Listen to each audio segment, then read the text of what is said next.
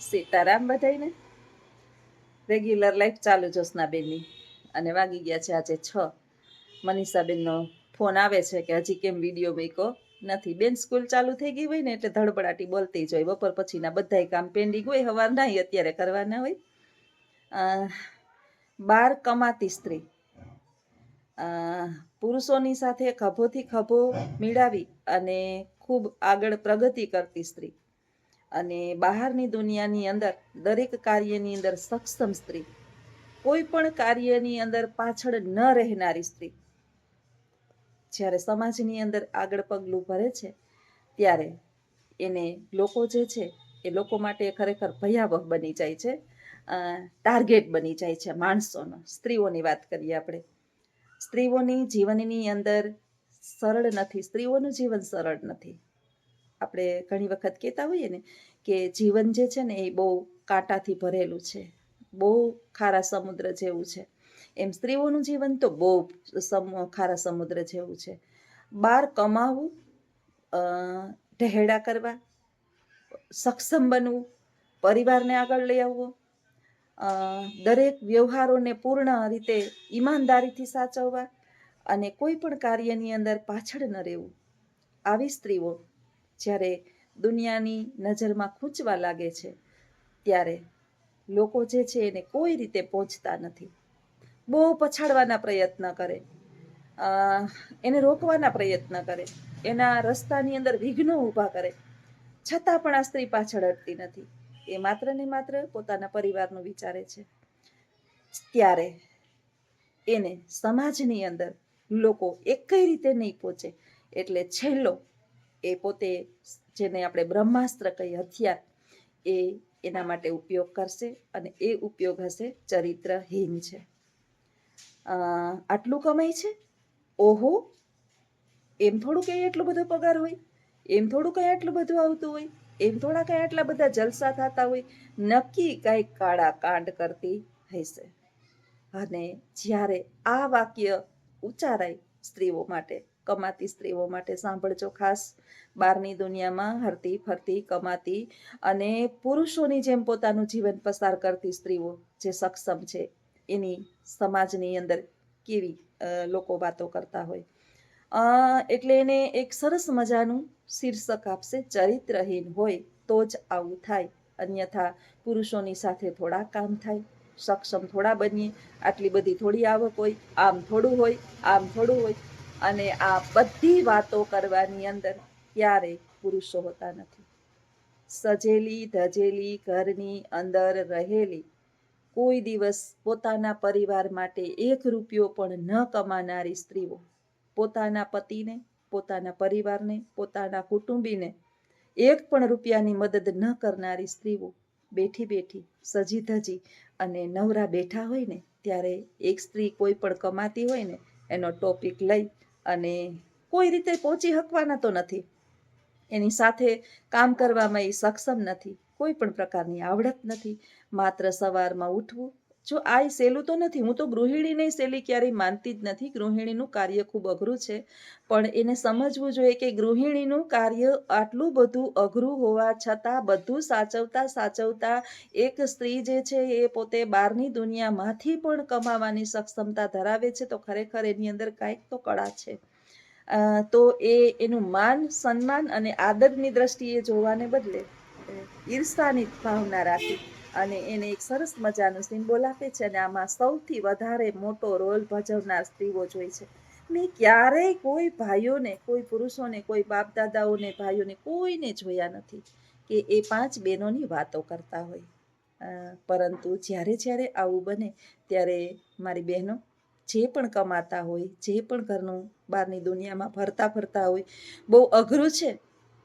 પૈસો કમાવો એ કોઈ નાની સૂની વાત નથી. નોકરી અત્યારે બધી બહુ જોખમી બની ગઈ છે, બહુ અઘરી બની ગઈ છે. 5 મારી નોકરીની, ખાલી શિક્ષકની નોકરીની વાત કરું, જે શિક્ષક હોય એને હું કહું છું, અને પ્રાઇવેટ સંસ્થામાં 5 કલાક ઊભું રહેવું, ગળા ફાડવા, ત્યારે મહિનો થાય ને ત્યારે પગાર આવે, ઘરે કામ લઈ આવવા, રાતે ઉજાગરા કરીને પેપર જોવા, રિઝલ્ટ બનાવવા, બધું ધ્યાન રાખવું, ભૂલ ના થાય એનું ધ્યાન રાખવું, બેંકમાં નોકરી કરવી, બહારની દુનિયામાં પોલીસ કર્મીઓ છે, નર્સિંગની એક નોકરી સહેલી નથી. અને છતાંય જ્યારે તમે જરાક હસી લ્યો બહારની દુનિયામાં અને તમારો ચહેરો ખુશ થયેલો જોવા મળે એટલે માણસની નજરમાં તમે ખટકો, અને ખટકોય પાછા કોની નજરમાં? તો કે સ્ત્રીઓની નજરમાં. પુરુષો કોઈ દિવસ સ્ત્રીઓના દુશ્મન હોતા જ નથી, મેં ક્યારેય જોયા જ નથી ક્યારેય. એટલે સરસ મજાનું આવું એક શીર્ષક આપે કે એ ચરિત્રહીન છે. અને જે કેનાર છે ને એ 1 રૂપિયાની મદદ એના પરિવારને એણે કરેલી નથી. બસ માત્ર ને માત્ર સજી ધજી અને નવરી થઈ અને ઓટલા પરિષદ ભરી અને બેઠનાર સ્ત્રીઓ બધા આવા હોતા નથી. પણ મને ઘણી વખત આવો વિચાર આવે કે જ્યારે સ્ત્રીની ગાથા ખુલતી હોય ને ત્યારે એનું વિવરણ કરનાર પણ સ્ત્રી જ હોય છે. જ્યારે આ આપણું આજનું નથી, વર્ષોથી ચાલ્યું આવે છે કે સ્ત્રીને હંમેશા સ્ત્રીએ જ દુઃખ આપ્યું છે. પુરુષો એમાં ઓછા સામેલ હોય છે. કદાચ સહભાગી ક્યારેક બનવું પડતું હોય તો બને, અન્યથા સ્ત્રીઓના દુશ્મન સ્ત્રીઓ જ છે. છતાંય આપણે જો કામ કરતા હોય ને પૂર્ણ શ્રદ્ધાથી આપણા પરિવારનું વ્યવસ્થિત ચાલતું હોય તો ડર્યા વિના, કોઈ પણ પ્રકારના પાછળ હટ્યા વિના આપણે આપણા કાર્યની અંદર આગળ ધપવાનું છે. કારણ કે હાથી બજારની અંદર ચાલતો જતો હોય ને તો કૂતરા ભસતા હોય. હાથીને એની લેસ માત્ર અસર થતી નથી. જીવનની અંદર કંઈક આવું જ છે. આપણી નૈયા એમનેમ જ પાર નહીં થાય. પરિવારને કમાઈને ટેકો દેવો, પરિવારને આગળ લઈ આવવો, આપણા સંતાનોનું ભવિષ્ય વિશે વિચારવું.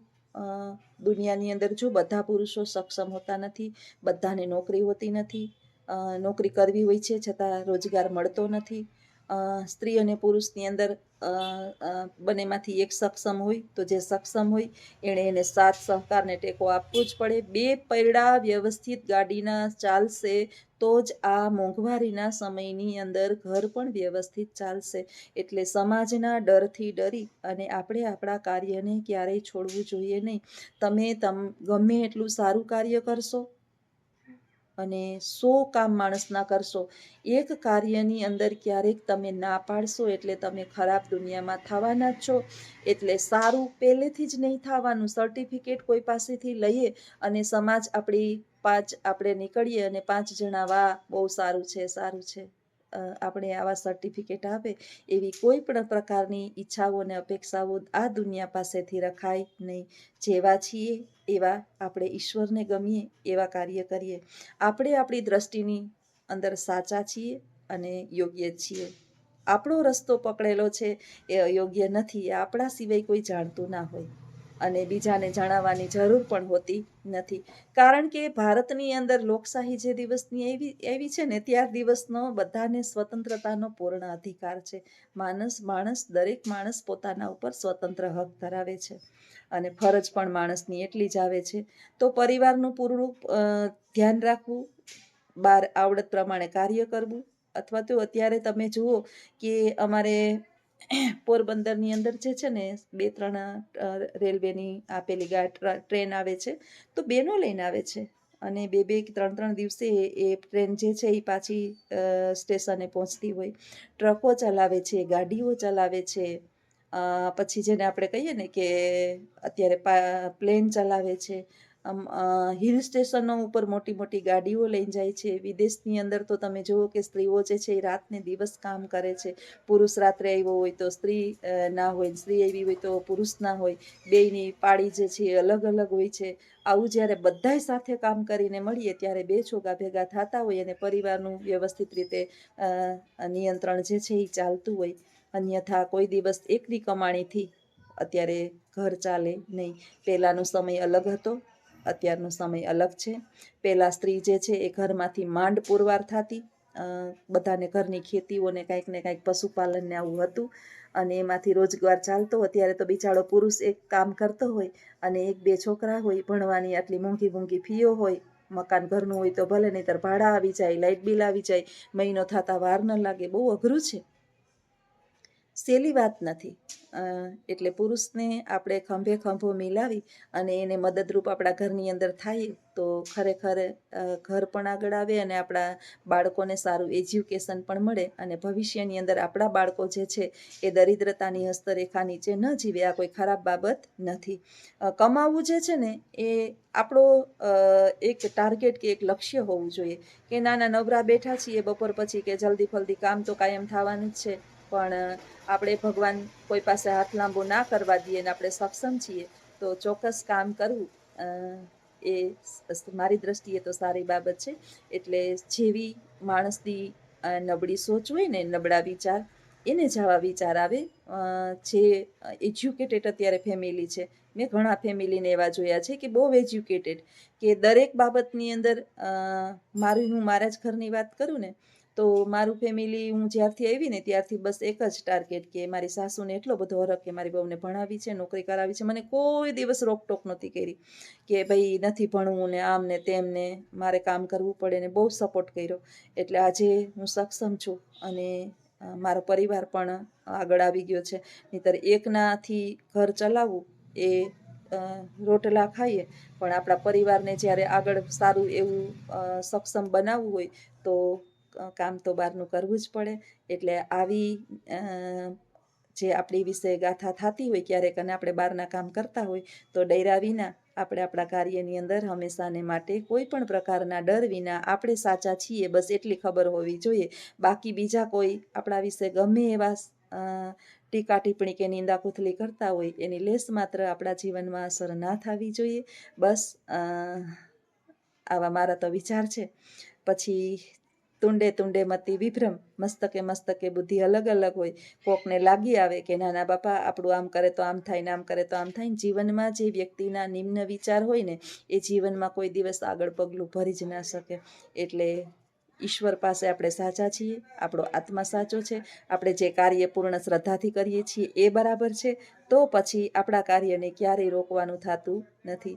આવજો. સીતારામ.